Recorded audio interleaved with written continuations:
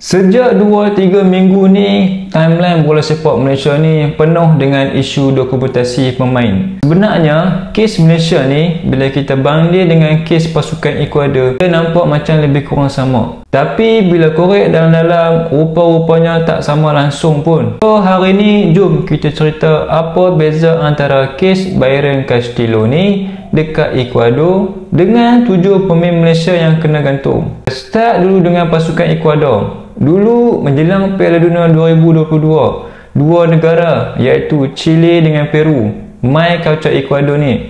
Mereka kata Byron Castillo ni bukan orang Ecuador dan mendakwa yang Byron ni lahir dekat Colombia. Mereka mendakwa dokumen dia tak betul, macam ni pasport fake ke apa ni. Lepas tu FEF iaitu Persekutuan Bola Sepak Ecuador defend lah pemain mereka ni. Mereka kata dia ni kami dah daftarkan sebagai warga negara Ecuador, negara kami sendiri yang iktiraf. Chile dengan Peru ni tak puas hati dan mereka pun bawa lah kes ni ke FIFA.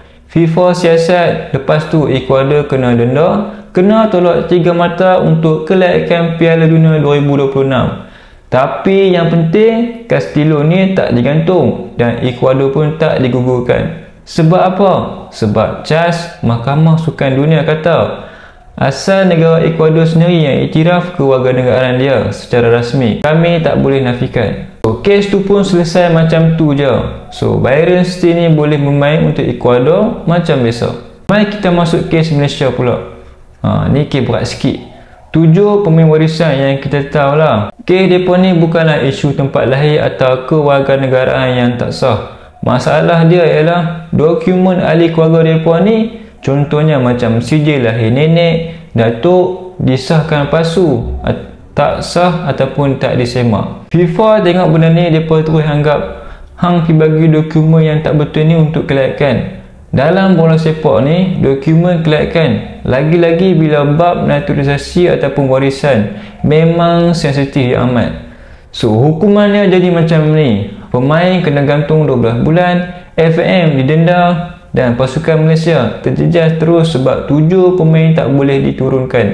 Dan beza paling besar dengan Ecuador, Ecuador punya kes ialah kerajaan mereka sendiri iktiraf pemain tu dan Malaysia punya kes ialah dokumen ahli keluarga sendiri yang tak betul. Di mata FIFA, dokumen palsu ni bermaksud serious offence walaupun pemain tu tak tahu apa-apa pun.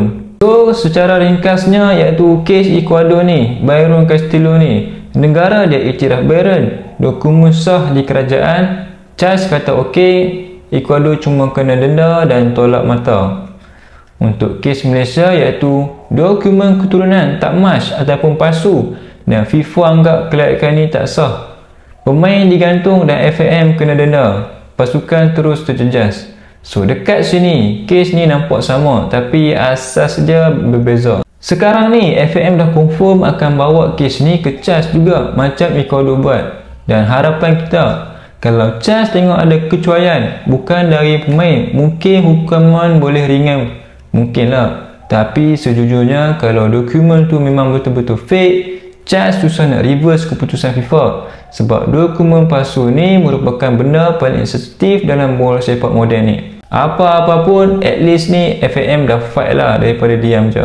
Kes ni bagi kita satu pengajaran yang besar. Naturalisasi ni ataupun warisan ni bukan main-main. Bukan setakat boleh main bola je.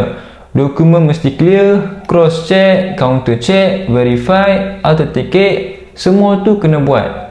Mereka pun manusia. Kalau pemain tu sebenarnya layak, sayanglah sebab kesilapan tu daripada teknikal. Malaysia kena belajar dari kes ni, especially bila kita makin banyak guna pemain warisan. So geng, kes Ecuador ni dengan Malaysia ni memang ramai yang banding. Tapi bila kita pecahkan satu-satu, barulah kita nampak sama tapi sebenarnya tak serupa.